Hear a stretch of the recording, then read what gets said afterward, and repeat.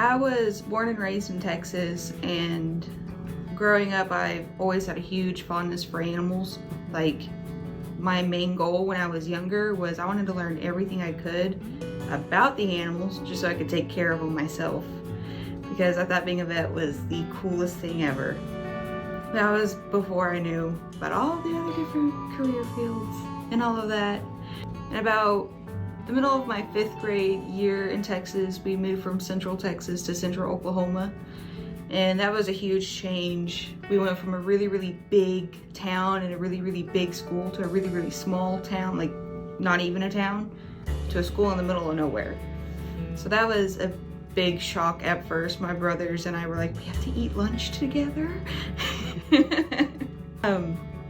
When I started FFA and I started taking ag classes, I learned so much more. I learned that you could get a career in welding. That was a really big thing. So I learned how to weld in shop class. I learned how to make things. I learned how to use all the different tools for metalworking and stuff like that. Growing up, my mom did try to attend a community college, and I'm not really sure if that worked out for her or not. I know she took a few classes while we were still in Texas, but I don't think she ever finished a degree down there. My dad, he dropped out of high school. He became a mechanic and was doing all the hands-on stuff, so every time one of our vehicles broke, or if we were working on a tractor or some other sort of equipment, I would be out there trying to help him. My mom, she stayed at home a lot.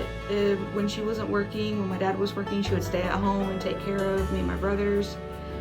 She's the main one that helped me get a passion for animals, because she is an animal person too. Like, whenever our dogs or cats would get sick, I'd be out there helping her, giving them their medicine and everything. They really encouraged me to try new things, and they do encourage me to get out of my shell. Every time I go home and I say, hey, there's this thing, should I do this or not? They're like, go for it. How do you know you're not gonna have fun? So I kind of always knew I was gonna go to college.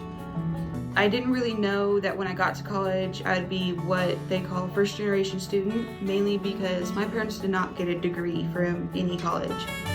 That honestly, when I found out what that was, it put a little more weight on my shoulders, but as I got to realize what that was exactly and how that kind of works, it made it a lot easier to go to college. One of the main reasons why I decided to go to college was because growing up we didn't have a lot of money.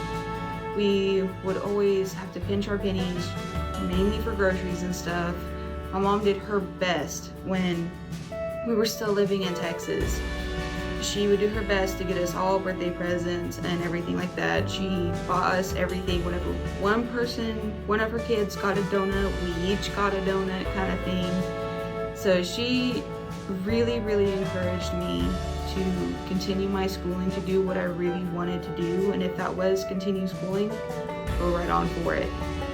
And one of my main reasons to go is because we didn't have a lot of money, and I just want to kind of give her that relief when I get done with college and just say, hey, just relax, enjoy life instead of having to worry about it. I actually started taking concurrent classes my senior year in high school. The concurrent classes, they were taught at Gordon Cooper, but they were through Seminole State College, where I then got involved after the first few weeks of classes into their Student Support Services program. That program helped me quite a bit with my schooling, with my social skills. Like, I used to not talk to a lot of people. Now I'm talking to everybody. I see random people in the hall and I go, hi! Like, what? I never thought I would be doing that. That's crazy. Between the tutoring and everything else that they have done, they really helped me get a step up in my college career. 2022, I graduated with my associate's degree as a first-generation student, which,